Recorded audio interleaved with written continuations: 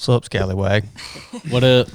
Dude, you looked like a dang wuss this morning in those chest waders. Can you do anything good and not get scrutinized by Chad? They're like, if I would have wore shorts, they would have been a little too long. And what are you wearing those long shorts for? You went into the water with a man in a pair of running shorts. He was going all the way under, and all you had to do was get waist deep.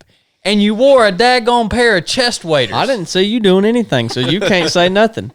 Well, you should have waited out there for encouragement. I was just there as a spectator. Nope. Darren, by the way, why did you ask Blake to baptize you and not me? That's it. What the heck, man? I figured you get lots of requests. Well, I was saying to Kristy on the way back, I said, Blake's powerful. Blake is a man of few words, and when he speaks, it means something. And I talk a lot like you. So obviously you are one of our more intelligent podcast listeners, because what people don't understand is Blake is actually the best of the whole bunch. He's the best of the whole bunch. And people look at me because social media and in my background and all this, and they think, oh man, Chad, he's the good one, he's the top dog. That's not really true. It takes but I think it takes an intelligent person to see through my bull crap. and here we all got our own flaws. I'm just as flawed as anybody else. The chest waders, by the way, were my idea. I wasn't going to wear it. I told Chad, I said, it's going to be cold. And he said, you ought to go get some waders. And I thought, that is a good thought. That's a setup. I called him yesterday, I think, and I said, man, if I was baptizing Darren tomorrow, I would go down to Dunham's and I would buy me a set of chest waders. And then he showed up with a pair this morning. I wasn't going to go buy none, but I remember Dad having some. I said, do you still, because he was going to throw them away, and he still had them. So, but they were all dilapidated, and I didn't get my upper legs wet, but everything else was wet. Yeah. Well, everybody, welcome to the 307 podcast. Kristy, what's going on this morning? Hey, this is a good day. This is a day I've been praying for years, actually. Awesome. Yeah. This is an amen. Well, we're happy to have you guys here in the podcast studio. I have so many freaking questions for you guys. First of all, for you guys listening, this is Darren and Kristy. I've ran into you guys so many times. Do you like how I look at you through the like a sniper gap in this microphone arm? I do that to Blake. That's where Blake usually sits. Dude, I've ran into you guys multiple times. Just at the race, at the Mid-State Mile, at the Tennessee Mile. Which, by the way, guys, the Tennessee Mile. The race director listened to the last podcast, and they're going to post my results for you guys on the Tennessee Mile. Okay, so don't you worry if you're still trolling my ultra sign up results, looking for how I did at the Tennessee Mile. They will be up on there, so you can calm down now and keep trolling, and you'll see them posted on there. But I've ran into you guys multiple times, and obviously just got little snippets of your not life story, but I guess your current situation. And it stood out to me. But when we're at events, we don't get time to go in depth. We don't get time to really have in-depth conversation about why you guys are doing what you're doing, what your background is. And one of my big questions is, how the crap do you do marriage on the road with three daughters, right? That's right. It's like, my day-to-day marriage is the hardest thing I do in life. Ask Blake. Blake called me this morning. He said, what are you doing? I said, I'm arguing with Brooke about buying this set of night vision. He said, you're still arguing about that? It's like, how in the world do you maintain a healthy marriage living the lifestyle you're living with three daughters? It's like, wow, what a freaking accomplishment. So that's another side. But yeah, we haven't got time to sit down and have a conversation. That's why I'm so thankful for this opportunity. I just want to start real quick just what you guys' background is, because I don't know. I know, were you born and raised in Canada? Like, Yes, because sir. I hear this accent about, you can't say about. You cannot say We could say it. About. About. that's not about. It's the same as you, I feel. So obviously you were up there for quite a while. What's the deal, man? What's the background? Yeah, we're both born and raised in Canada. Okay. Yeah, and we live in London, Ontario, which is just about an hour from the Detroit border. So we would cross over into the States on a regular basis. Back before the borders closed down. Darren, you were? Yeah, I was a police officer from 2006 to 2011. And then I made the switch. I went to the fire department from 2011. I was currently on a leave of absence. And I guess it's probably a good time to let everyone know a couple weeks ago I quit. Yikes. So We can't so we are now send this to your mom. we are now don't let my mom know. But so we are now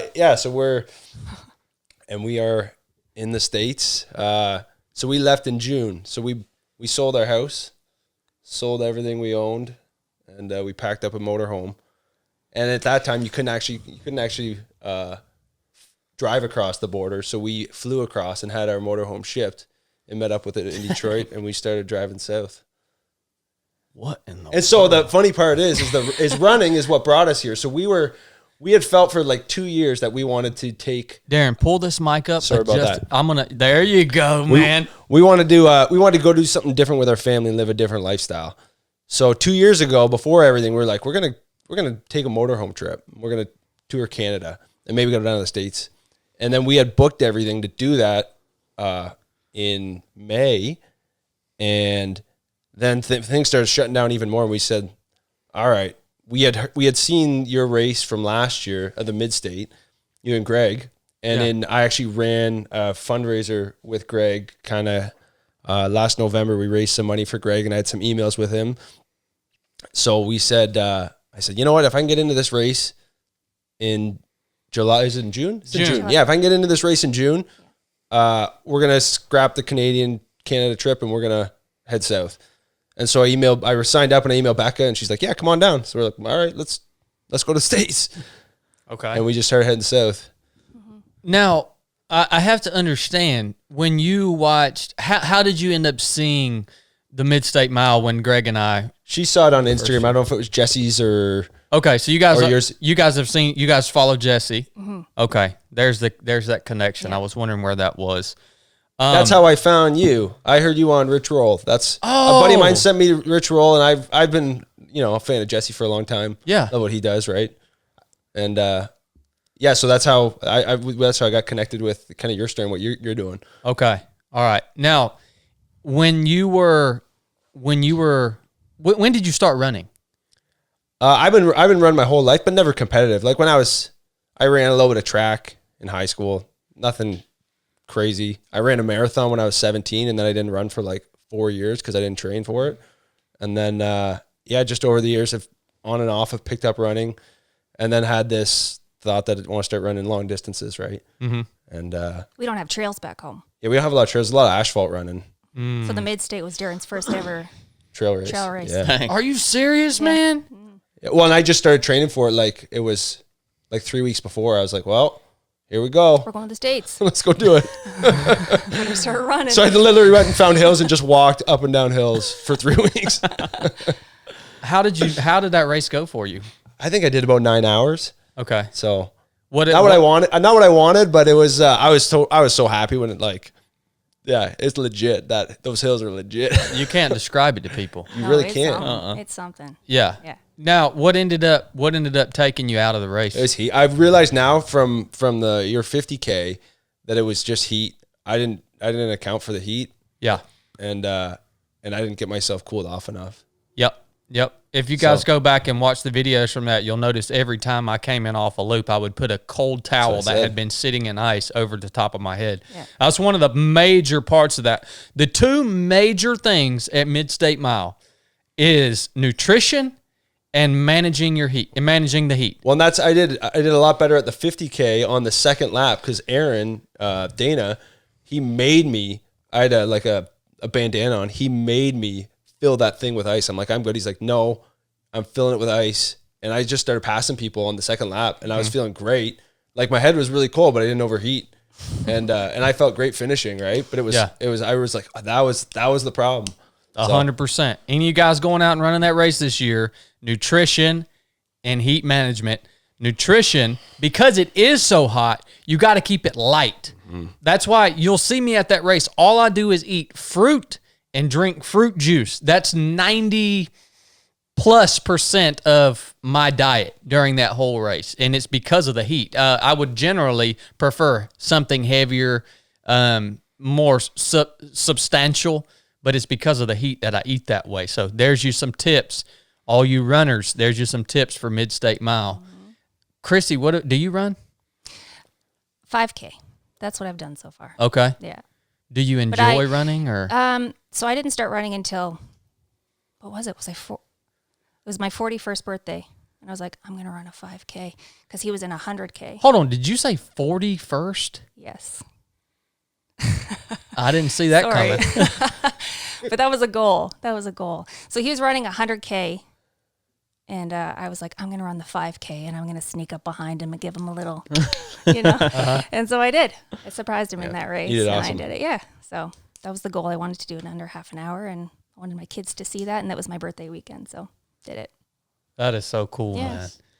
What was it like growing up in Canada and how, what was it like? I'll start with that.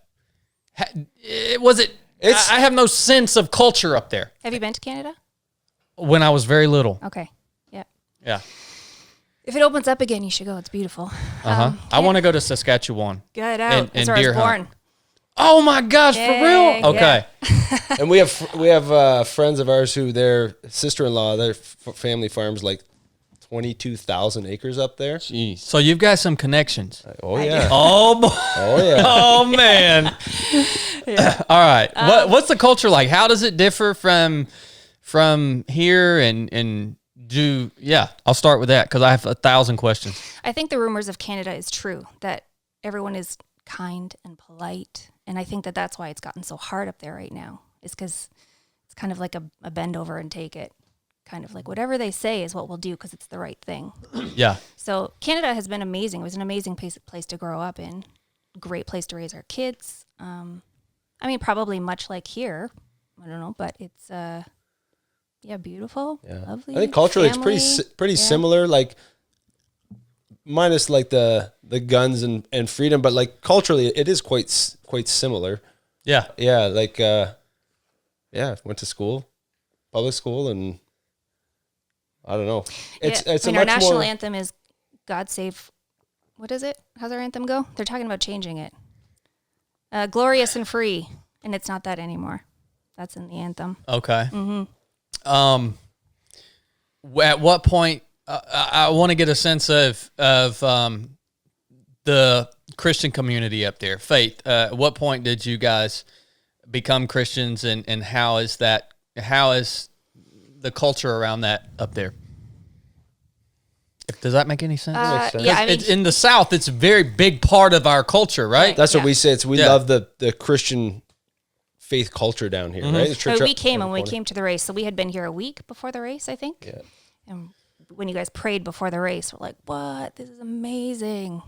And then it was at that race we met the Codringtons, Dwayne and Don, and they stopped and they prayed over us for the adventure that we were on. We're like, "That, like, what a thing! No one prays over people back home. That just doesn't happen." So people say, "I'll pray for you," and then that's where it is. Yeah. People don't stop Right. and pray for. I was in Costco last week, 2 weeks ago, and we met these people in the freezer section, and he was wearing shoes with the Canadian flag on them. So we just started chatting, and they stopped and prayed over our family in Costco. Like, what in the world? So yeah, there's something different here. The Christian culture back home, there are a lot of churches. I don't think as many as here. There are a lot of churches here, we've noticed. Well, there probably shouldn't be so many church buildings here, but Yeah. yeah. A lot of people go to church, but it is a lot of, that's it. Yeah. Were you guys were you raised in a Christian home? What is in a sense your testimony? Blake likes to say, when did you realize you needed Jesus in your life? How'd that go? I grew up in a Christian home. My dad is in ministry, and so that was a full-time thing.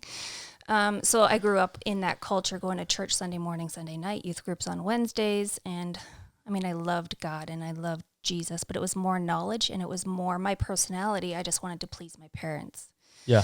So, and it was probably 4 years ago where I was like, no, this is for me now, which is Really? crazy. Yeah. Wow. Yeah. But I mean, I went to Bible college. I worked in youth ministry for 12 years before we had kids. And I sometimes question, was I even saved when I was doing that? You know, I had so much head knowledge, but did it make sense to me? Was it personal? It wasn't. I got to hear about that moment 4 years ago. Yeah, I don't even know. What was it? I don't know. I can't even remember if there was like a trigger moment, but I think we had switched churches. Is that right? Yeah. And God's word just became much more real instead of being topical. Okay, I think this is what it is. We had gone to a topical church forever. So how to be a good friend, here's a verse. How to be a good spouse, here's a verse. And then it was more expository preaching. So just open the word and study the word. And I was like, man, this is coming alive to me. So then it became personal. I was like, man, Jesus actually loves me. I believed it for everyone else. I believed that God was a healer. I believed that God was a savior, but I didn't make it personal. Yeah. I believed it for everyone else, and I wanted that for everyone else. I just hadn't maybe felt worthy of it for myself. So, Man, what a unique story, testimony. What a unique testimony. Wow. I've never heard it personally put that way. I'm sure other people have had similar experiences, but I've never heard it articulated. Well, I would say a lot of people are probably in that position you were in right now. I bet a lot of people listening to this right now may not know it, but are in that same position you were in prior to the 4 years ago. Man. That's powerful. What about you, Darren? Yeah, I grew up in a Christian home. I'm youngest of three. And, I was kind of the wild child. So I went through, my high school years of, just wanting to fit in. I'm like you. I'm a people pleaser, right? I want everyone to like me. I want to fit in. And so just kind of do what the crowd's doing, right? So I spend a lot of time just trying to fit in. And when it's not popular to be a Christian, it's like, well, that doesn't need to be the forefront, right? And, over the last few years, it's really become evident just the need in our lives, in our world, and for Jesus, right? And and that's the only thing that actually matters. When we look back and think what was bothering us, before we left 8 months ago, like none of those things even matter anymore. Like all the things, like what's wrong with the house or what's wrong with the car, what's like the dent in the car, like when you look back, it's like, oh, those things can really be like, oh, and when it's like, there's only like none of those things matter, and there's only one thing that still matters, right? So yeah, that's one thing you can be bold in, right? Like if you really are concerned with other people, there's so many things that aren't truth that you can't, like, wasting your time arguing it doesn't matter because their perspective is true to them and your perspective is true to you. But when the Bible comes up, you can boldly share that and be confident that that is the truth, no matter how anybody sees it. What it says is the truth. And to me, that's the differentiating thing between it and how everything else goes in your life. Like, we could have a disagreement on one thing that's not related to the Bible, and it's probably true to him because his life experience and how he sees it, and that's how it is. And to me, it's different. So for me to argue that or to stand up for that, it really isn't worth my time. But when it comes to a biblical truth, I can say, no, this is what it says. And so kind of to your point there, that's where you can draw the line in the sand and you can really be bold in that. And stepping out how we've kind of stepped out in this journey that we've embarked on. I don't know. I mean, you're going to have to help me remember, but we've seen like miracle after miracle. Like we have a family verse that we left with, right? Be happy, do good, right? Ecclesiastes 3. Just that portion where it says there's a season for everything. And at the end it says, live your life. It is best be happy and do good is kind of paraphrased, and we have that on shirts. And we went into this store that has a prayer room where you write prayers down. It's in Franklin, and the Bible was open to that verse. There's a Bible in that room, and it was open to that verse. And there's just so many cool. I mean, our first 3 weeks here, I think we had meals at 3 different strangers' homes that were invited from the race. Like just that Southern hospitality, and just meeting people, and we're firm believers. Like you have to go and do things for things to happen. Like if you just sit at home and do nothing, nothing's going to change. You're going to be worse off, right? Mm-hmm. If you are someone of action, you're going to end up here. Like what the heck? Yeah. Like why am I here?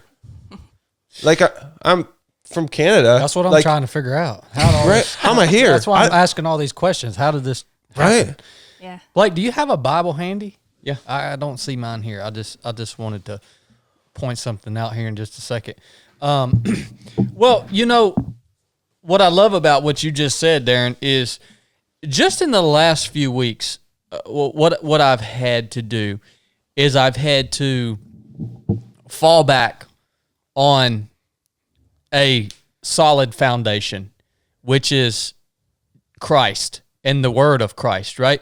So if you haven't noticed, if you listen to this podcast, you will see me and hear me stray onto some very uneven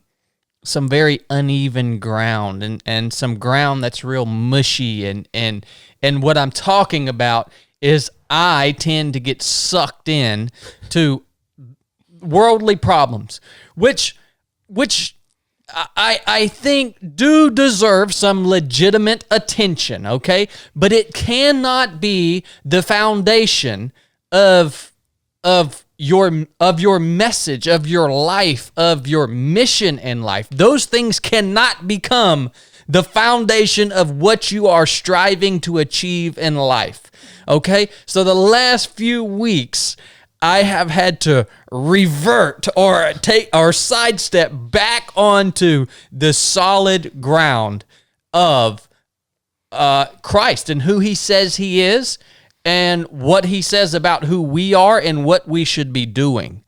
I'll probably at some point step off of that solid ground again, and I'll find myself frustrated and going down this freaking rabbit hole of everything going on around me, and then I find myself I'm spinning my wheels in this mud on this uneven ground, and I'm not getting anywhere, and that's what causes the frustration.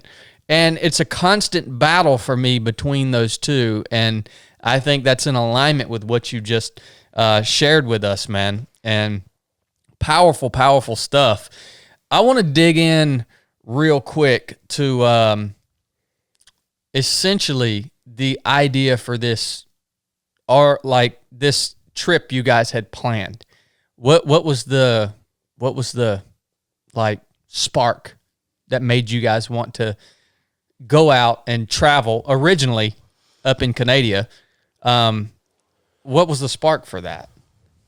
So our kids have been in school we've homeschooled them most of their school years. They've been in school twice, and they're in school, and we took a trip to Hawaii for 3 weeks, and the island life, the people, the pace, all that, like I've worked, I don't know how many jobs have I worked while I've been a firefighter. I was a real estate agent, a real estate investor, and like I was working 80, 90 hours a week, chasing money, chasing all the things that, we say we don't value, but where you put your time, that's what you value. And we said, what would it look like to slow down and live a different lifestyle? And so we kind of embarked on this journey of, taking time off of work and going, and selling kind of everything that we owned. We had, income properties and all that stuff, and we sold everything we owned. And what would it look like to do something different for a season and see where that led? We know that you want an adventure and you don't know what's going to come out of that adventure. And so we kind of left that open with where it ends. And that was kind of the spark, was that trip. And we literally got back February of 2019, and March, everything shut down. Right. Yeah.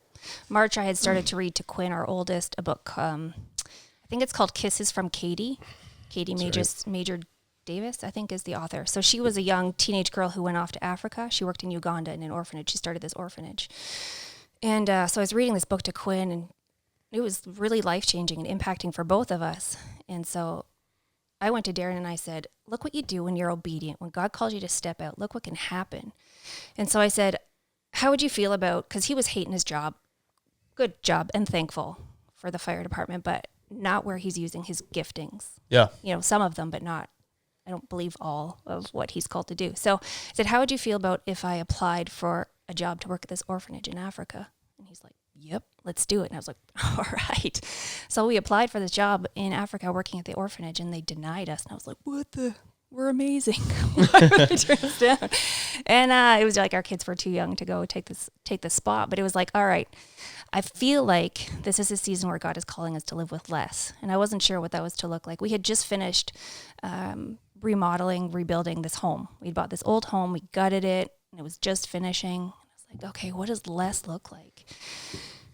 And we had a bunch of rental properties at the time too. And Darren started to feel like it was time to start selling them off. And that was like a God thing too, because without ever intending it to be, that had become the identity, you know, we're the real estate, we're the rental property, we're the house flipping people. And so when he said it's time to sell them off, we started just to do that. And that was easy for him just to release that. So I knew that God was in that too. And then our house was left. I was like, and this one has to go too. So we sold our house. We kind of had a number in mind for what we wanted to get for our house, and we got it. And then we just sold all of our furniture, and everything that fit into the RV is what we kept, really, except for a few boxes in Darren's parents' basement. So. And she makes it sound easy, right? Like, we just sold all our stuff, but like for someone who, you know, that's a lot of our memories, a lot of our. Like, yeah, we've been acquiring all that stuff for 14 years. Well, and even just the house where we've raised our kids, and she did amazing with, for me, I'm not sentimental, like, doesn't matter. Yeah. But for someone who's more sentimental, it's to be able to release all that stuff and just say, there's something better. But we can't take all this, that we can't, like, this will be heavy if we want to carry all this with us. We got to release all that to see what is coming. Mm-hmm. We can't take it all with us. So, So I love that, because what that just explained to me, there are people listening to this that say, wow, that sounds amazing. Like, I would also like to have less and go on an adventure and do. People think that sounds amazing, right? But what I think a lot of people get hung up on is the financial aspect of it. And what I'm hearing is you guys were making good decisions, being good stewards of your finances, making investments for years and years and years and years, which led you to the point that you said, okay, we've built this, we've built up this, all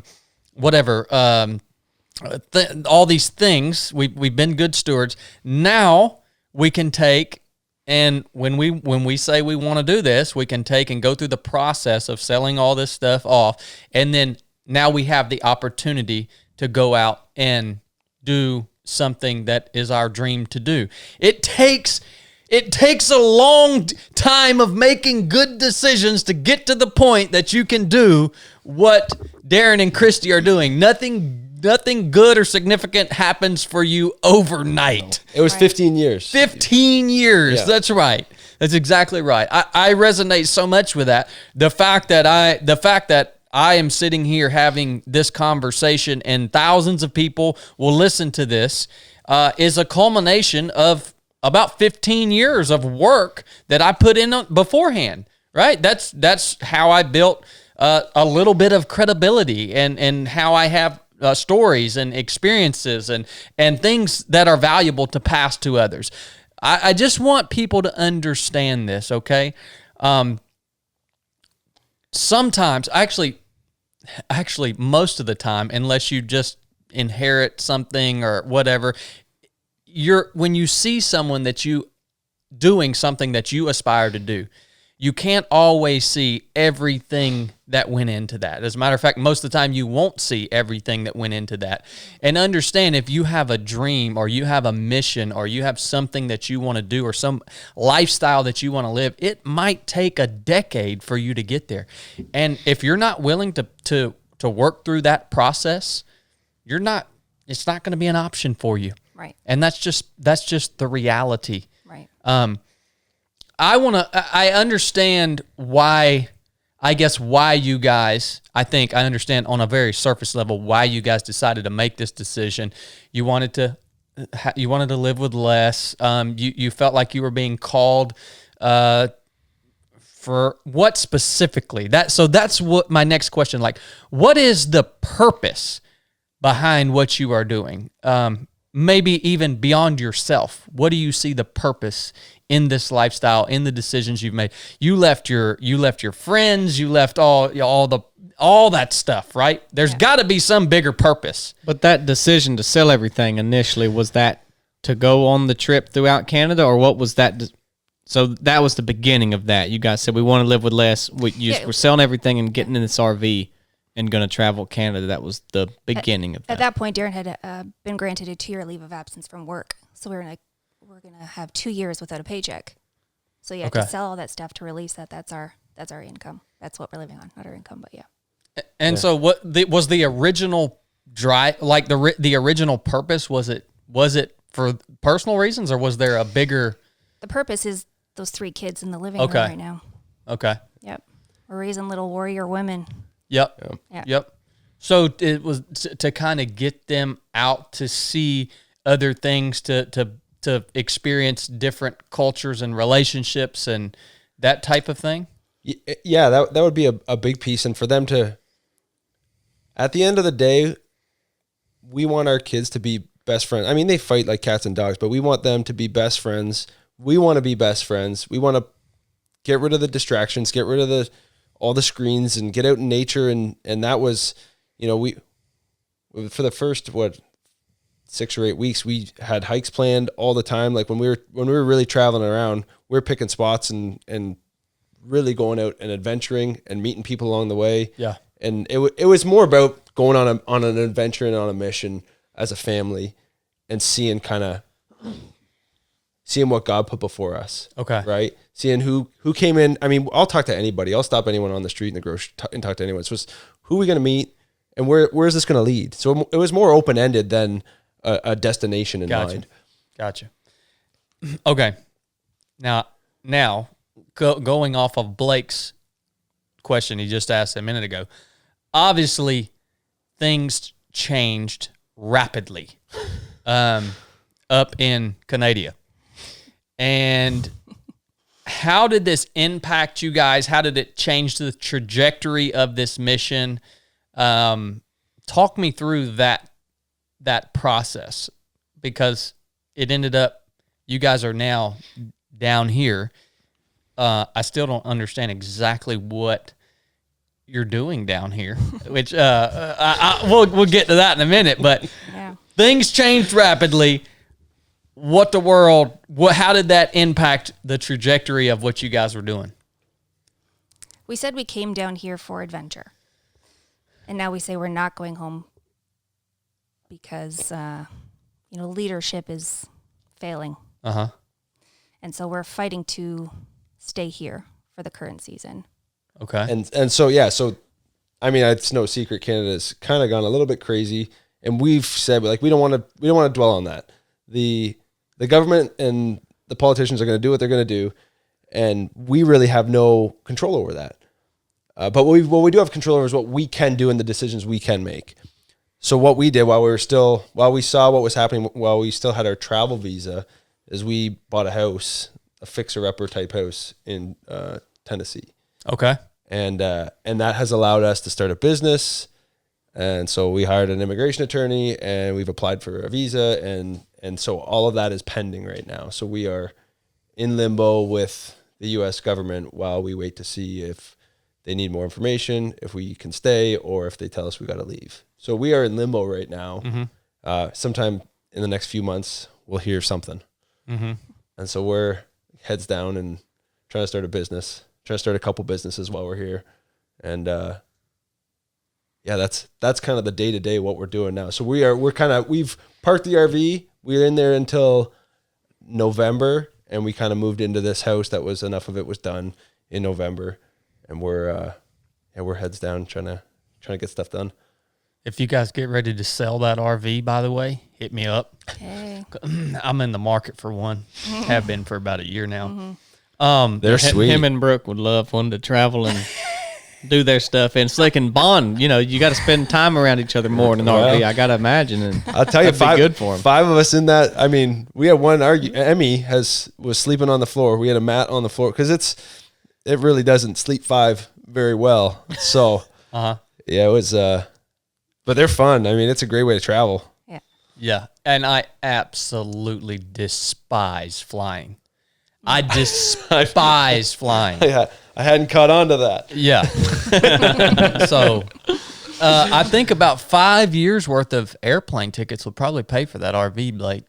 Well, it depends on how much you're flying. You can't base it on years. We're going to have to talk about this. We'll talk about this offline. So what happened in Canada that you guys decided, well, now we're no longer going to travel Canada. We're going to go down to the States. That's a good Obviously, question. you saw the race, and that kind of sparked you. But what turned you off from the? So we were going to Vancouver Island. That was we had campsites booked out on Vancouver Island, and that's where we were going. And the thing that stopped it is, so we had booked 3 weeks worth of camping on the island, and because of all the whatever, for some reason they shut down all recreational vehicle travel on the ferry to the island. So we couldn't get there. So we had all these sites booked, and we physically couldn't get there. They wouldn't let us on the island.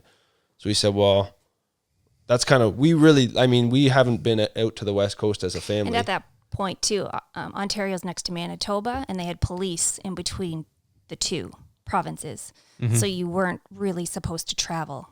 If you were from Ontario, I don't think you were allowed into Manitoba. If you're from Manitoba, you weren't allowed into Ontario. So it seemed like it was going to be impossible for us to even leave our province to travel through Canada at all. For coronavirus, was that why they were there? Mm-hmm. Yeah. So there's a lot of unknowns as to what we would be able to do if we're traveling with these kids, if we get stopped and get turned around, and we're trying to go on this big adventure, and we're like, well, what a bummer that would be to start it off with head back home and regroup, right? So we didn't want to take that risk, and we just thought, and that race, literally, like my best friend Mike, we were having dinner at their house, and he's like, well, why don't you see if you can go run that race? And so I was sitting on his couch. I'm like, I pull out my phone. I was like, Ultra sign up. All right, let's see if I can get in. That's a good, that helps me. Thank you for asking that question, Blake, because I see now the process there. Mm-hmm. Yeah, I kept a journal. I've kept a journal the whole time, every day. So it's interesting to look back, because I have landmarks of why we did certain things, because it's been a bit of a blur for us. I bet. Yeah. Within 2.5 months, we did Tennessee, Georgia, Florida, Arkansas, Texas, back to Tennessee. Something else, I can't remember. Yeah, it was like 6 weeks, and Louisiana. Yeah, but back home, our kids hadn't been in a store in a year and a half, because we've just chosen to not mask our kids. So we couldn't go to the library. Wow. We couldn't go to the mall. We couldn't go to, anything that you would normally do. Mm-hmm. My kids hadn't done.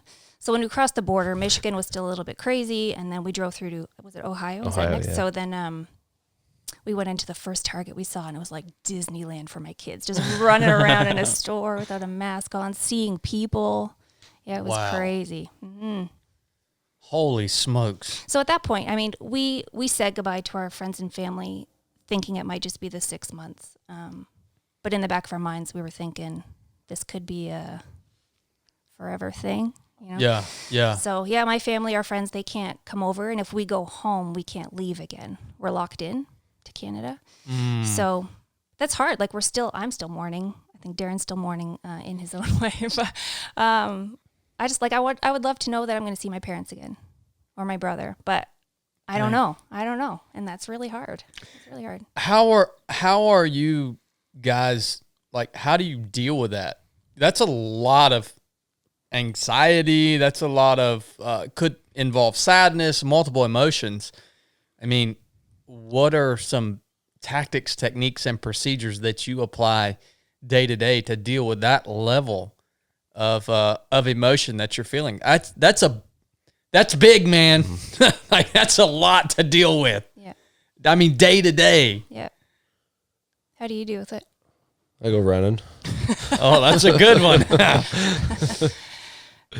Yeah. I mean, I am outward expression too. Like I do have big sads often. I'm thankful we're in a season where we can FaceTime family on a regular basis. So my kids still have that relationship with their grandparents. And I've talked to my brother on the phone more since we left than I ever have, back home. So there has been some good in it. But yeah, it's definitely really hard. I did have a good, I was listening to a sermon recently and they were talking about when the Israelites left Egypt out of slavery and they were doing their years of wandering in the wilderness. Yep. And it's hard. And they were like, let's just go back. Let's go back to what we know. Yep. And I have felt like that often. This is our season of wandering. We do feel like this is a training grounds for us being here.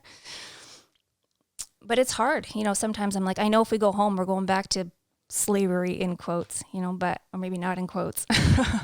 But, so it seems appealing sometimes, but that's not where we're called to be. I don't want to look back. I want to go forwards. So. Wow. I mean, I told you guys after the baptism that the kind of feeling I got just from being around you, what little we talked at the Mid-State Mile was just like almost freedom or the free spirit. And I wonder, and I felt this way a little bit in my own life, but does leaving all of those things back home, like all of, even your material possessions, your family, a lot of times I know I can find comfort in knowing, even in material things, find comfort in having the house because it's just what's there, it, and it's comforting to be there, but to truly do away with all of that, even leave your family, and then you're on this mission. I mean, how much more did it allow you, if any, to stay like present in the moment, to accept? Because you're right, people offer, hey, you want to come eat dinner? But usually in the South, that's the end of the invitation. Usually people don't take you up on that because they don't want to take the time out, or they're like, no, we're going to go home. That's just what we do.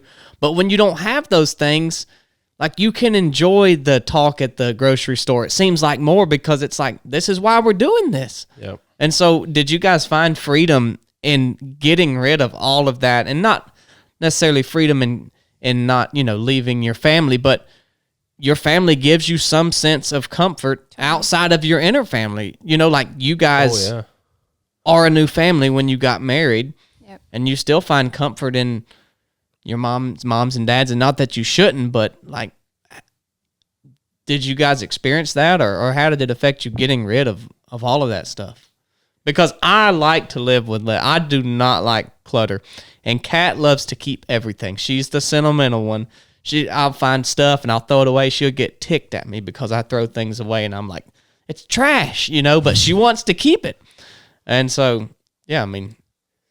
Yeah, I think that was, one of the things that, I don't know if this answers any of that question, but one of the things that came to mind as being an A-type provider, I don't like to ask for help. And one of the things you said about people having us over for dinner, that was really hard actually, to say yes to a lot of that. We consciously wanted to do that, but to accept help and to accept people's generosity, it can be a bit uncomfortable. Like, it's people you don't know. Yeah. And it's like, do they actually mean it? It's like, I'll come. If you're going to invite me, I'll come. But I don't know if you actually mean it. I'm going to show up at your doorstep. And and the hard one for me was laundry. When people come do laundry. Oh yeah. Like, yeah, because we're tracking down laundromats for 7 months. So. Man. Yeah. Well, I think that they're, just what we know of their story is a representation of exactly what you just described. The fact that they are willing to take people up on those invitations. That's why they're here. Mm-hmm. We literally said on the podcast months ago, if you will come, we will baptize you. And now Darren's here. He's like, oh, well, yep, I'll take you up on that, man. And like, nobody else freaking does that, man. They don't take the time out to come actually do something that's a big thing, but in reality, It's a trip down here to get baptized, and that's an adventure in itself. It's a small adventure, and nobody takes the time out to do those things, and that is what... Because they got too much other crap. Yeah, they got too many things going on. They got too much that they're responsible for, and that is what I admire, and things that I'm taking away here that you guys are doing that even challenges me. Like, man, how much crap do I got going on that I miss off other opportunities because I'm so worried about all this other stuff Yep. that doesn't mean anything, you know? Right. Well, I want to say two things. First of all, what you guys just described as far as what is going on in Canada is like the fact that your children hadn't been in a store in a year and a half. That's mind-boggling to me. It reminds me of how insulated I have been here in my little town in North Georgia. I've been so insulated. I've seen little snippets of the outside world when I travel, but I've never had to actually live in it. It's never been part of my day-to-day life. So that was a good reminder for me. Another thing that really resonated with me is, Kristy, as you were telling your story about, or you were describing the story of the Israelites and how there were so many times that they just wanted to go back to what they knew, right? You guys listen to this. If you are living life, and in your life, if you're able to just go at it alone, if you don't need encouragement, if you don't need somebody every now and then to tell you, just keep going. It's worth it. Like the Israelites, they needed someone to tell them, no, we got to keep going. It's going to be worth it. If you don't need somebody to tell you that from time to time, you know what that tells me about you and your lifestyle? That tells me that you are simply living a complacent life that is within the boundaries of your comfort and your capability. Mm-hmm. That's all you're doing. You are not going to ever get better. You are not ever going to experience the fullness of life. You are not ever going to reach your maximum potential. You are not ever going to do what God created you to do and the mission that He has for you. If you don't find yourself every now and freaking then needing someone in your life to tell you, keep going, it's worth it. If that doesn't resonate with you, you need to change something about the way you're living. Okay? You just told me something about you. The fact that you need to look at that story in Scripture for some, encouragement. That tells me that you are experiencing the fullness of life. And guess what? That's uncomfortable. It's supposed to be uncomfortable. I want to make a statement right now for every Christian, every follower of Christ that's listening to this podcast. Jesus Christ will never call you to do anything that is comfortable. That is literally the worst thing that He could do. That's why He'll never do it. He'll never do it.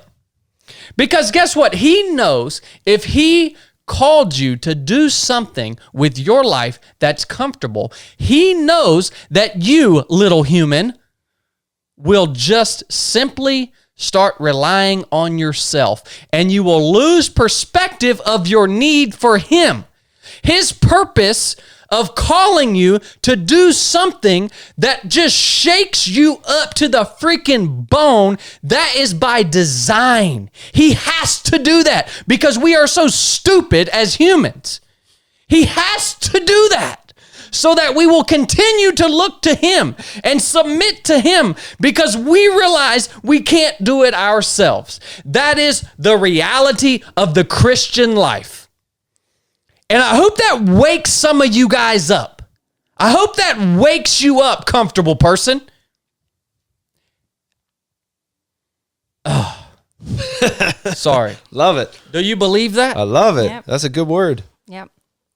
We were talking on the way here too about that. If you're in the water and you're in an inner tube and you do nothing, you're just going to drift. The best way for our marriage to fail is to do nothing. The best way for me to have no relationship with my kids is to do nothing. The best way for, whatever, for us to get fat and unhealthy is to do nothing. We got to be doers. We got to step up. And that's, our kids out there, we want our kids to rise up. They are made for this time. And so, seeing Darren get baptized today, our kids, I pray, never forget that moment where he took that opportunity to be obedient and step up and do something that he felt God calling him to do. And we fail. We have to apologize to our kids all the time. But every moment is a new moment where we can try again. And by the grace of God, we're going to step up. We're not just going to float away in our tube. We're going to fight against the current to do more, to rise up. You failed because you're trying. You're doing something. Yeah. Right? Yeah. Yeah. It just hit me so hard. This conversation hit me so hard because I'm in a place in my life right now, professionally in business, where I need someone to tell me, hey man, keep going. Like, I need that right now, to be honest with you. Y'all don't know what's going on in the background. Mm-hmm. Y'all don't know what's going on. You don't need to freaking know. Yeah. But I'm in that place right now where I need someone to come alongside me and say, hey man, keep going. It's going to be worth it. Right?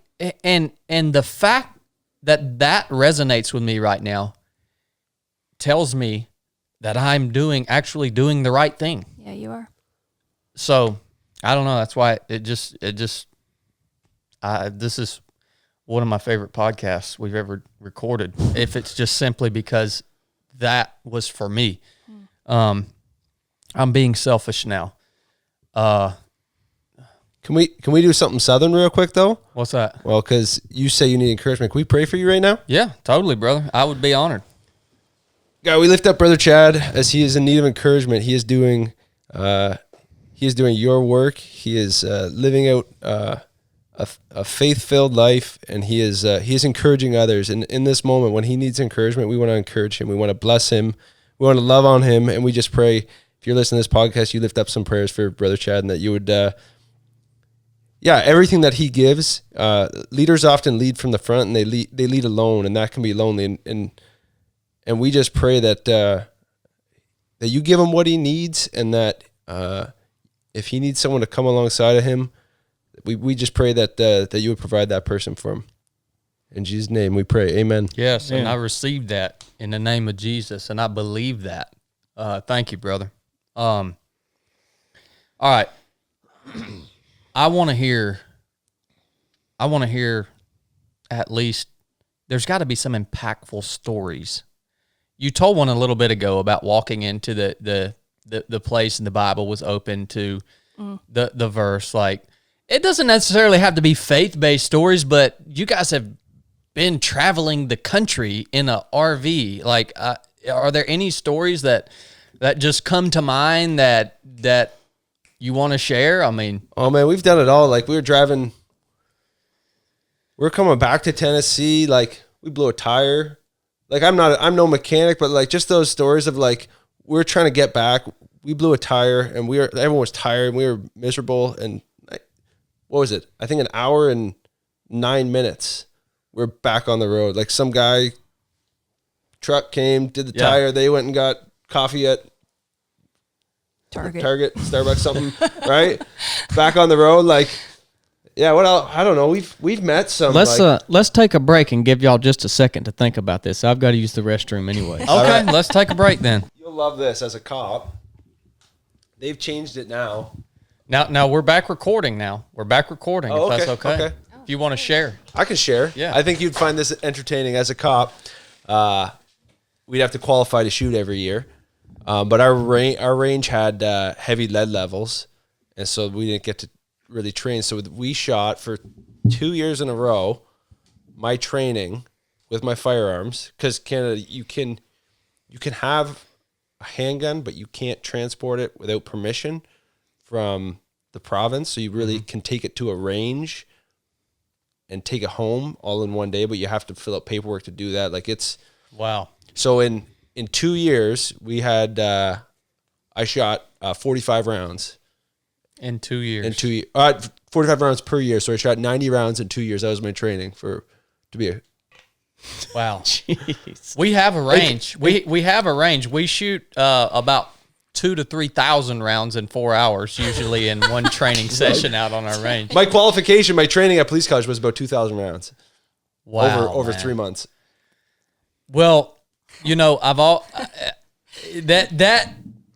that's it's unbelievable, Isn't it? But you know, I truly believe that here in the States, I always say here in America, and people get mad about that because this is the United States. I understand America is a continent, but all the land is mine.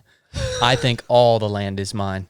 So here in America, if they ever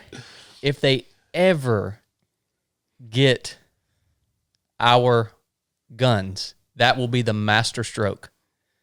That is the master stroke. I believe that it is too. the one thing that stands between a free people and their government.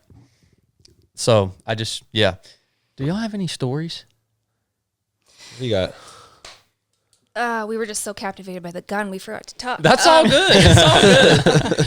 I mean, I was just wondering if there was like one that really stood out. No, for I you don't guys. like hundreds. I've kept a miracle journal, and so there are so many stories. But like even this week, I was having a little outward boo-hoo moment because we've got this house now that we're renovating, and we've got 4 camping chairs inside. And I was like, I want a couch. I just want a couch to sit on. Like, can we buy a couch? And we don't want to buy a couch if we're not going to stay in the States because then we've got to sell all our furniture again. So as I'm having this, I want a couch, I got a phone call from someone I go to church with whose friend's neighbor was giving away a couch and 2 beds. And did we want them? I was like, amen, right? So now we have this couch, and now we don't have to sleep on the floor. We have a bed, and our kids, 2 of our girls share, and the other, she's still on the floor. But we've got these 2 beds and a couch, and that's just like a gift. Like God has just been extraordinarily kind. Even this house that we have to renovate. Can I tell this story? Yeah. I'll try and keep it short. No. This is a podcast where we tell stories. Okay. So this house we have, we went to look at it, and it felt like kind of confusing. We just sold all of our properties. Why are we going to go look at this house? We saw it. It's a dump. That's the style we like, just to like fix up the dumps on the street. And we put in an offer, and we were the lowest offer. We got the house. You know, people are like, you can't buy a house here. You can't buy a house. Like, it's just, you're competing. Yeah. Someone said, I've put in 40 something offers. And I was like, well, we're going to try, because we just feel like God's led us here for this season. So yeah, we put in an offer. We were told it wasn't the highest.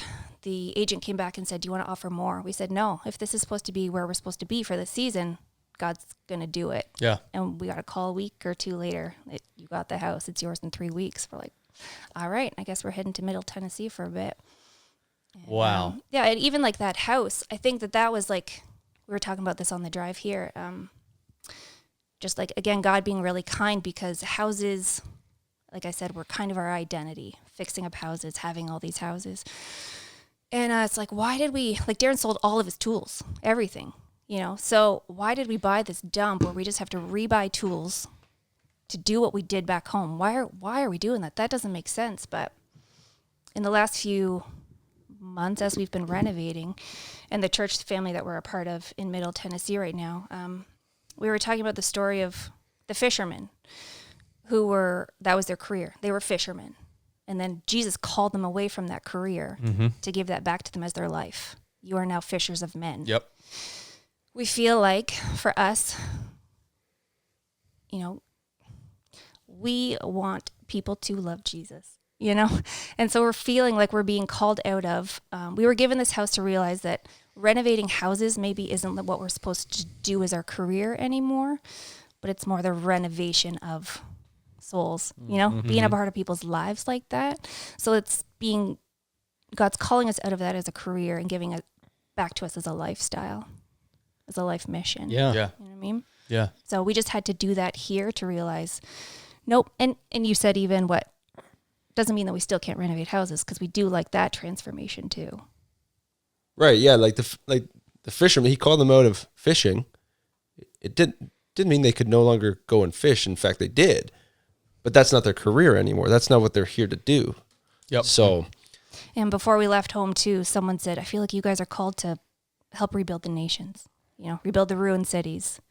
And we came here, and within 3 weeks, we had been told that 4 more times by different people. Man. So it's just like God is just confirming that stuff. So again, it's that stepping out, and God just is extraordinarily kind, and he'll meet you there. What's cool to me is that you guys can see these things that happen, and you see them for what they are. And a lot of times people will over sensationalize things, and they miss what God's doing in their life or the big things that happen, because like the baptism, for instance, someone might have expected to come out of the water and the heavens to part and a dove to descend, and they hear from God and this spirit comes in them, and it's like, It's just a bunch of rednecks on a beach. yeah, but that was a big deal. That was a cool thing. But if you over sensationalize and have, I don't want to even say high expectations, because you should, but not for what it's going to feel like or what's going to happen, but to just see it for what it is and put it in context. Say, wow, that really is a big deal.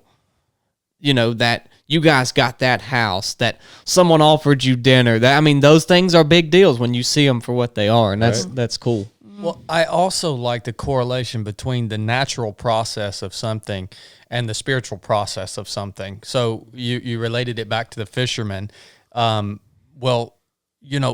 Even Jesus talked about how the natural process of fishing, he related it to the natural process of being a fisher of men and casting out your net and such as that.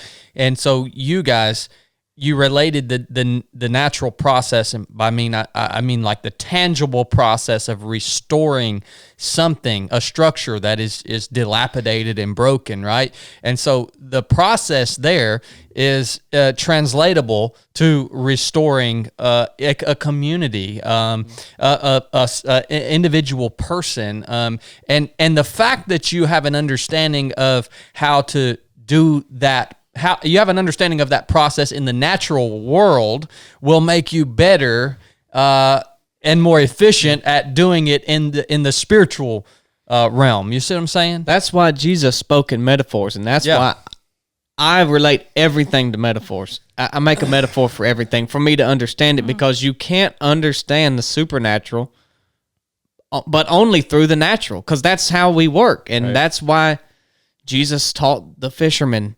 If y'all have watched The Chosen, I may have told the story on here, but where he says, he's talking about, you see how you get all the fish in and then you sort them and you throw the good ones back out, or, you keep the good ones, you throw the bad ones out. He said, that's the same thing. I want you to cast your net and catch as many fish as you can. I'll sort them later. You just bring all the fish in. I'll sort them later.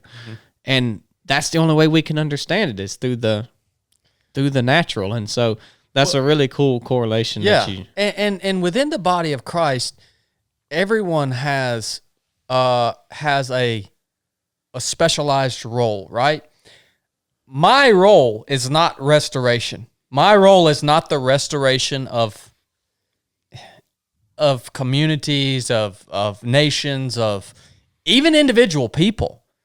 I don't understand the process of restoration on the level that you guys understand it, because you've tangibly done it in the natural world. So I think that's really important. Yeah.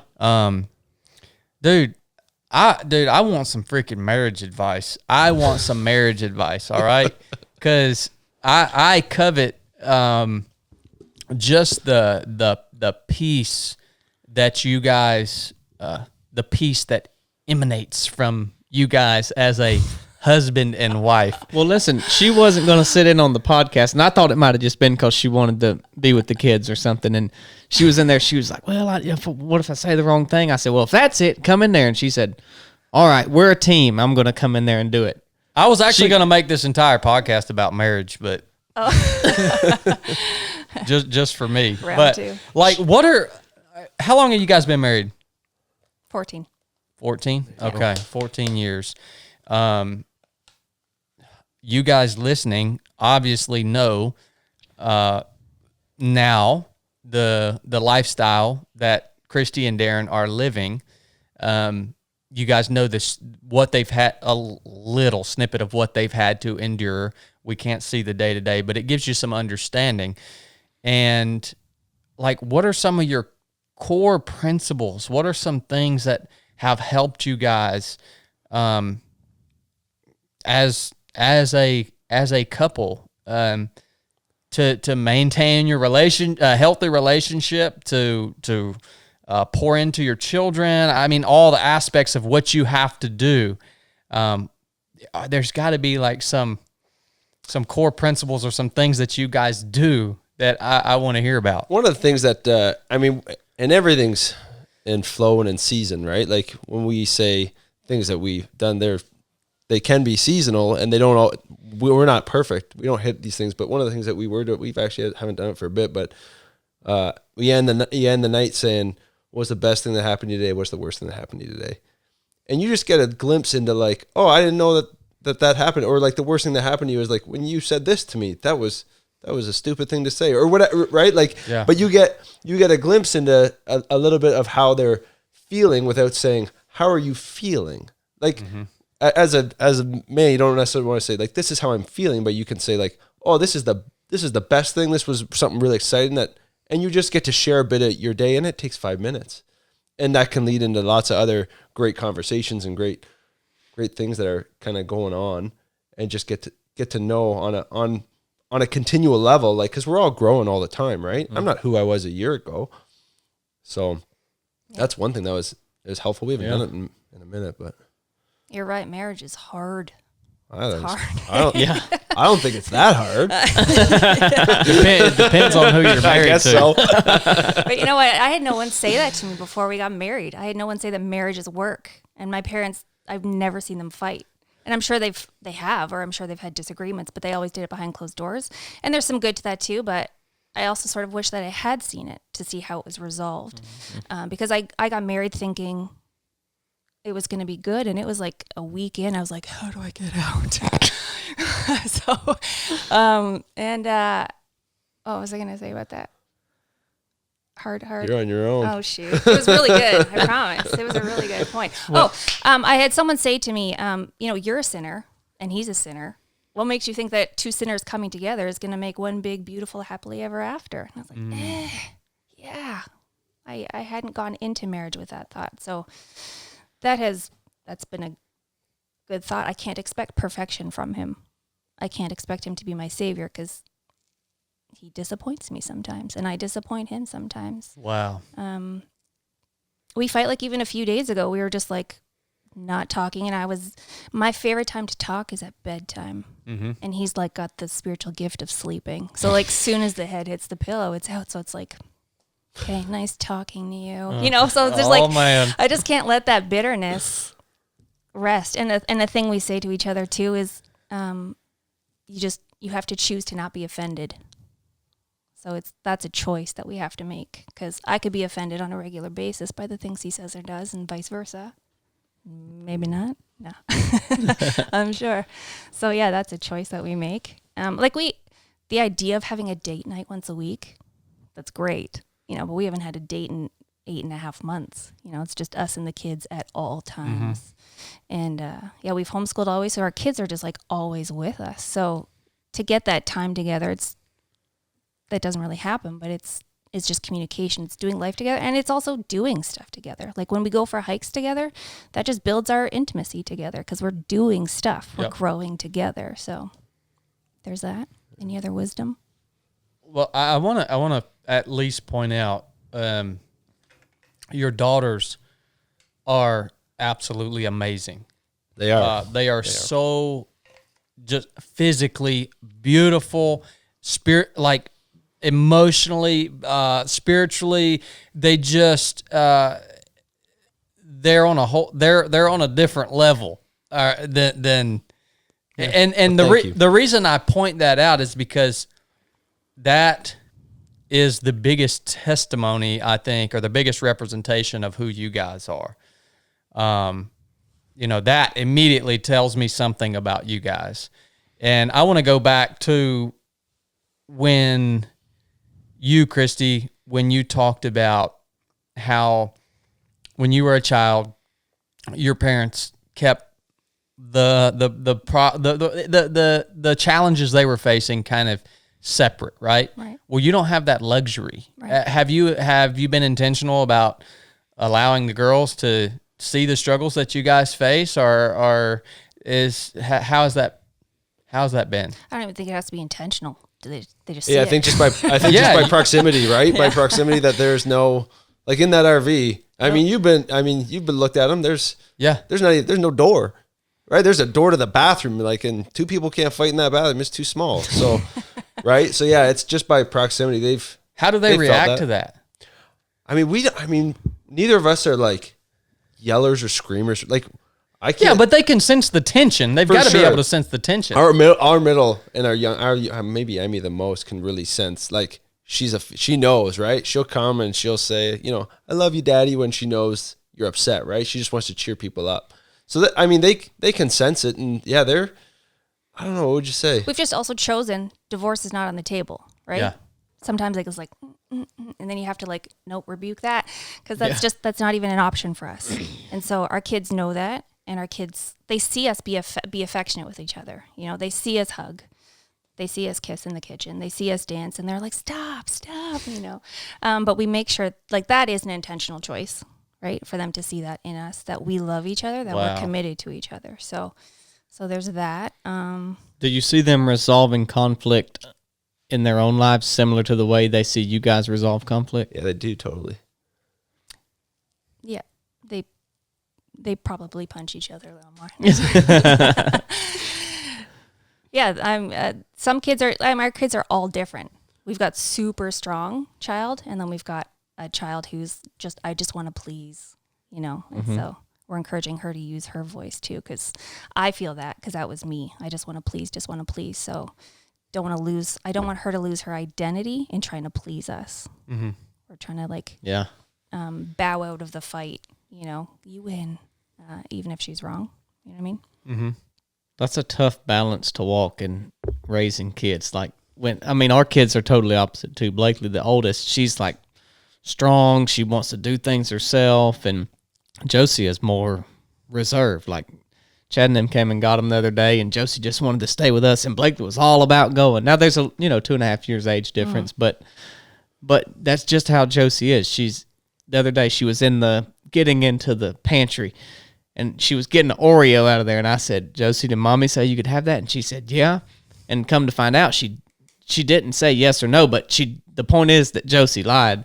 And I was saying, that's wrong. And I was raising my voice. I was calm, but I was stern with her, and her eyes started watering. And Blakely would have just gotten mad at me and wanted to argue with me. And so to see those two things and to try to develop them in their spiritual gifting is tough. I mean, for me and Kat, that's been tough for us to figure out and not get mad about one thing that they do. And marriage is hard, and parenting is hard. Parenting is hard. Yeah, And we've hard. and we've realized that, like, growing up, me and all my siblings were really different, and I saw my parents did an amazing job, but being the youngest wild one, I always thought it was unfair how they parented. But now I see you just have to parent your kids differently, right? Like, what works for, like, you can look at Josie and you can make her, like, she's like, okay, I know I was wrong. I got to look from Dad, and I'm good, right? Yeah. Whereas Blakely's like, no, she needs a little bit more to be rebuked, right? Yeah. And, I asked you guys the question, do you see them resolving conflict? Because we also, maybe it's not intentional that we argue or have whatever you want to call it, fights or whatever, in front of the kids. But to me, when something happens, I just want to deal with it then. Like, I don't want to wait and talk about this in 2 hours when the kids aren't around. I just want to deal with it then. And so they see us argue all the time. Facing your challenges. They see you facing challenge. Yeah, there you go. That's a very positive way to put it. But they watch us, and, neither one of them really care anymore. They'll keep doing what they're doing, and here we are over there arguing. But I do see them in their own disagreements between the two. after it's over and they realize that they've done wrong, I do see them doing some things that they see us do. And so I've thought about that a lot in my mind, because mom and dad didn't fuss or fight in front of us much that I remember. To you? Oh. And I mean, I don't know if it would have been better or worse because they didn't do it. But I've thought about that a lot. Is it better to just let them see it, or is it not? And so that's an interesting conversation. Well, see, I don't know how to engage emotional conflict. When I was in the SEAL teams, I was going so hard. I developed this personal trait, this characteristic where if there was any emotional conflict outside the parameters of the mission, whatever it was I was doing, whether it was training or deployment or whatever, if it didn't have to do with the team and the mission, I would just completely ignore it. So that's usually my default when emotional challenge presents itself in my life in relationship, is I just ignore it, right? And I just focus on whatever the mission is, and it causes a lot of problems. I'm challenging myself right now to meet these emotional challenges in relationship head on. That requires you to be honest. Yeah. That requires hard conversation, and it requires tension. It's going to cause tension, and if People aren't going to like you because of how you feel. If there's one thing that I'm working on right now, it's reprogramming me, like myself, to be more healthy in that arena. I'm good at a lot of things. I'm good at doing things that seem hard to other people. Hard in life is relative. It is so relative. It's like you can't even define it. That's another thing that amazes me. That's something that we all need to grasp. Kristy, you said something a minute ago. You said, we have made the conscious decision to take divorce off the table. And that is, I have to say, we talked about strong foundations a little bit ago. That is the foundation of everything. And I loved how you were honest about the fact that scenario, even if you've taken it off the table and it's not an option and it's just not going to happen, that the option will still play out in your mind. Yeah. Okay? It will. And you have to counterpunch that, man. Like, don't think just because you decide it's not an option that it's not going to sneak into your self-talk, right? It's going to do it. I love that you were honest about that. I remember right before we got married, like no one gave marriage advice. It was just like, oh, I'm so happy you're getting married. And we were engaged and we were married 12 weeks later because I was just what worked with Darren's police schedule at the time. Or we had to wait a year or something to get married. But so right before, a man came up and said, I've got some marriage advice for you. I was like, all right, here it comes. And he goes, there will come a time where you're going to wish he gets hit by a train. I said, pardon? He said, I remember the exact intersection I was at when I sat praying that my wife would get hit by a train. It's going to come for you too. And that was it. Wow. That was at that golf tournament, right? Yeah. I remember that. Yeah. That was like, all right. No, it won't. Yeah. And then a month later, I'm like, yes, yes, it's here. Yeah. Gosh, man, I love that. I love the honesty of that, man, because that's real. Like, that's real talk. Yeah. Yeah. Yeah, it's just like with anything else. I mean, you just said you're taking quitting off the table, and we talk about it all the time, but that's how it plays out in marriage, right?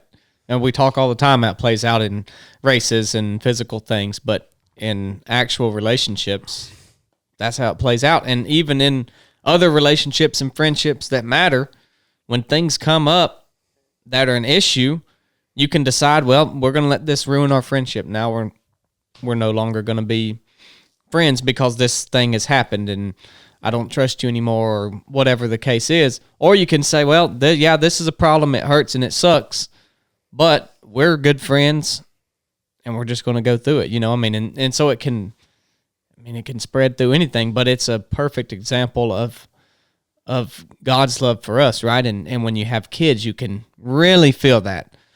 You can say, there is literally nothing that you, child, could do to where I wouldn't love you anymore. Nothing. You could come and cut one of my arms off, and there's something in me that would still love you. And so those, Chad always says, blessings to all that have Blessings kids. to all who have children.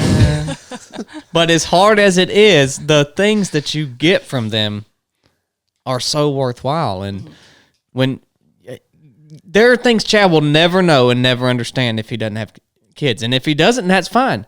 But he will not understand things on the level that I understand things in certain ways. I did not know I was a sinner until I had children. Yeah. So that showed me how sinful I was. Yeah. Yep. Y'all recognize the fact that I didn't ask any questions about having kids, right? All those questions came from Blake. We have a lot of people that have kids that listen to the podcast, and they don't ever get any advice on it because Chad doesn't want to talk about it. So I'm capitalizing on the opportunity of two awesome parents that I have here. We have had some wins. Like parenting, yeah, for sure is hard, but we've had some wins. We sat down for like a family meeting one night, and we just said, what are some words that we want to live out as a family? And so the kids just shouted stuff out, and we wrote them down on a board, and then we put them into sentence form. So I could call the kids in for you, but we've got like this family mission statement that they can say for you. And we try and say it on a regular basis of words that we're going to live by. And then we have a family verse. Let everything you do be done in love. And so we call that out, when they're fighting or bickering over something, it's just like, what are we living by? It's just like, let everything you do be done in love. 1 Corinthians 16. So that is there. And then we say all the time, you can do hard things. That's just kind of like a thing we claim too. Oh, you can do hard things. I don't want to, but you can do hard things. Yeah. And it's just saying that over and over. And, Darren, the kids have seen Darren run for ages. And we were talking about, 15 years of, the hard work before you see a result. I think that's the same way with parenting too. Like we might not see them resolve their conflicts the way we would want to, but I think over time, as they see us do it, they will start to emulate that as well. And part of that's with, from your background, Chad, it's the repetition, right? It's words have power. And also, if you want to get good at something, you do it over and over again. So if we repeat these things over and over and over again, these few little phrases, these few verses, if we continually are giving that to them, that just becomes ingrained in their mind. Mm-hmm. So when they're doing something that's hard and they don't want to do it anymore, they're like what will pop into their head? Like, I can't do it because that's what's been taught to me, or no, I can do hard things. Like that will replay in their head because it does in mine. Because I say it enough that when I'm on a run and I'm like, yeah. But I know I can do it. And it's just, it pushes me. Yeah. So now our kids are running. They've seen them do it. And so now they're running themselves. And Avery, our middle, has this goal. She's going to run for 30 days in a row, a mile. And last night, halfway through the mile, because Darren had to head out last night to a meeting. And what was it, like 8:30 at night? She's like, I have to run my mile. So halfway through, she's like, oh, I'm done. I want to quit. You can do hard things. So then she picks up and keeps going again. So you will see that over time. So it's just being consistent in that too. Mm-hmm. Yeah. How old was your youngest before you guys started getting the mission statement and things like that? I think we had the mission before our youngest was born. So she's 5. Oh, okay. Is that right? Yeah. Yeah. I think that was before she was born. So, yeah. So she's been born and brought up in nice. That. Yeah. Well, enough of this kid talk, man. I just want to make a comment because didn't win him over. That's how I feel when he talks about running. I'm like, enough of this running talk, man. Let's talk about it. We're talking about that positive affirmation. I can do hard things. I love that. I want to go back and just expound real quick, or expound on the concept that, or the reality that hard is relative. I want to tell you guys listening, in BUDS, Basic Underwater Demolition SEAL Training, the thought of quitting, the thought of divorce never once crept its way into my mind. On any race I've ever run, the thought of stopping has never once crept into my mind. So those are the things that people see as hard. All right? I can relate to Kristy because in marriage, the thought of quitting has crept into my mind many times. All right? In business, the thought of quitting, it creeps into my mind.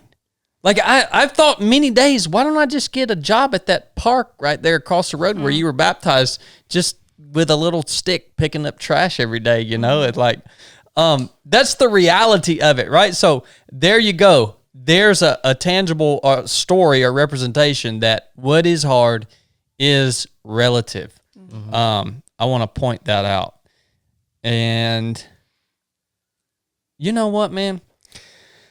Is it not so refreshing to talk about things that matter? Yeah. Amen. You know, it's so refreshing to sit down and have a conversation that is rooted in the foundation of Christ and faith and life. But it's also real. Oh, man. You know, it's not that topical thing that, Kristy, you were talking about, you know, going to church in that topical conversation. This is real. Yeah, this has just refreshed me. I've been wanting to get back to conversations like this, but I just get so distracted about what's going on around me. I get so distracted, and these are the conversations that people need to be listening to, that we need to be having amongst ourselves. I don't care if anybody listens to this. It's a good conversation for me personally. I want to hear just real quick, like moving forward. I know you mentioned some businesses, some things like what's that all about professionally? What are you looking at? What are you striving for? And yeah, so we have this house flipping business that we're not sure where that's gonna go. So we're renovating this house, having it renovated, to sell it. Is the idea. I'll just talk to anyone. So I'm a connector of people, I like to say, and so I got just the most chance meetings of the most amazing individuals. So last night we had a meeting about actually next week we're getting, I don't know what all the US terms are, but it's a fermented beverage company. So there's about 8 of us that have gotten together that all have different skills. And we're looking at launching a fermented beverage company like kombucha and that sort of thing.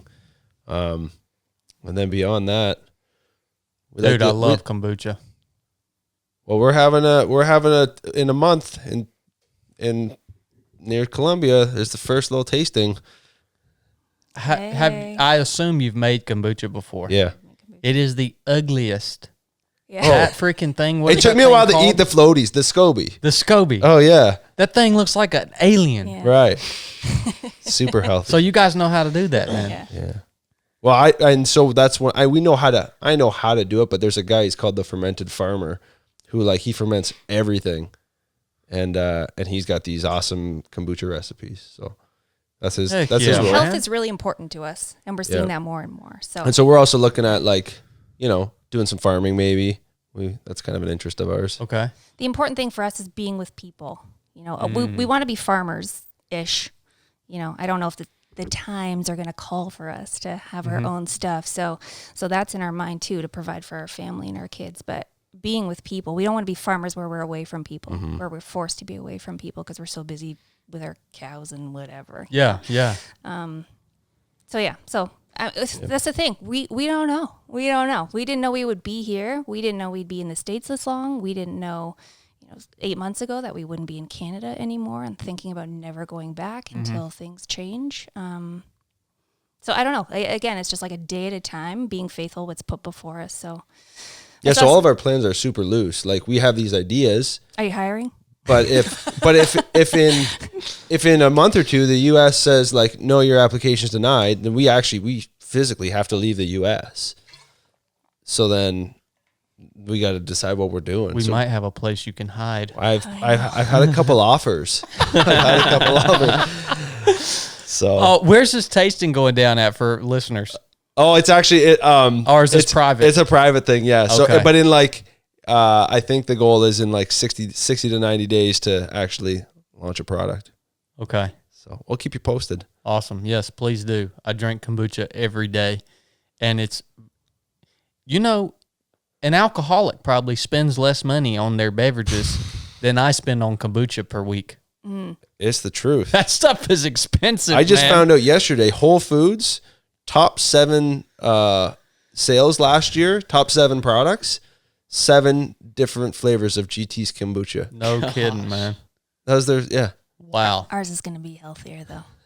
I can't wait to try it. I mean, I'm being serious Oh, right yeah. now. It's a big part of our Yeah. a big part of our diet and our lifestyle. Yeah, fermented foods is legit. So that's really cool.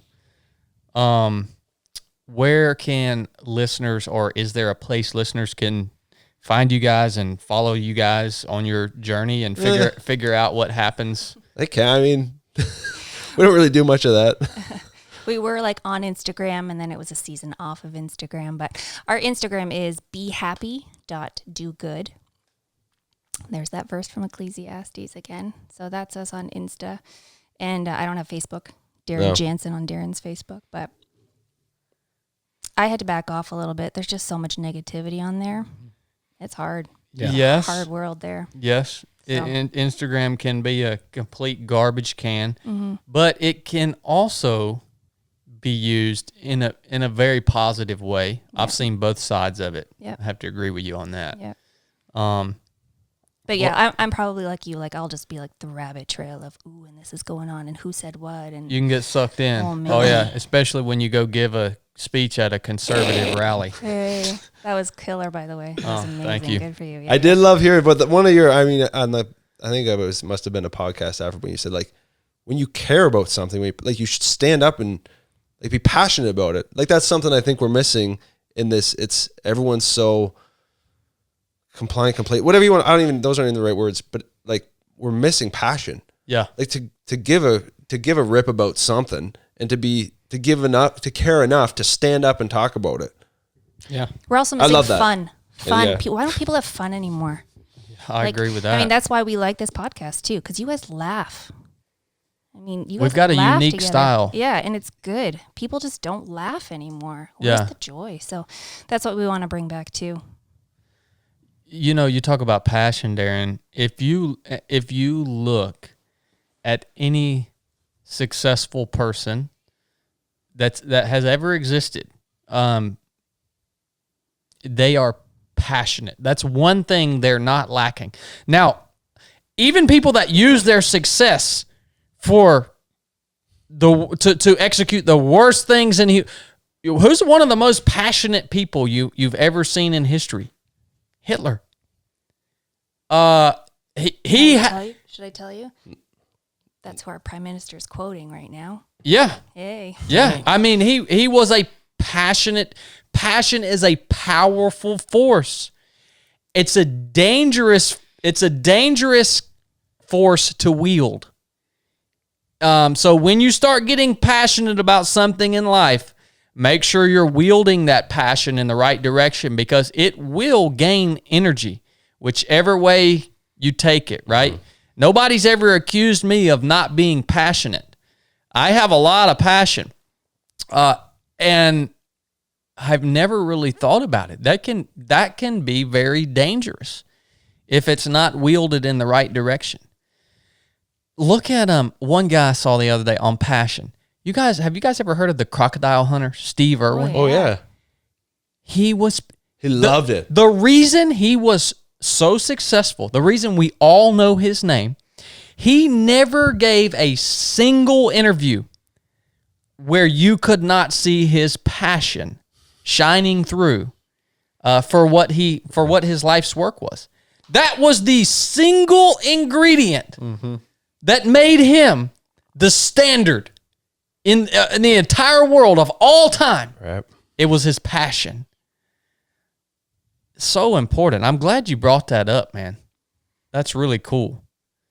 Blake, you got anything else?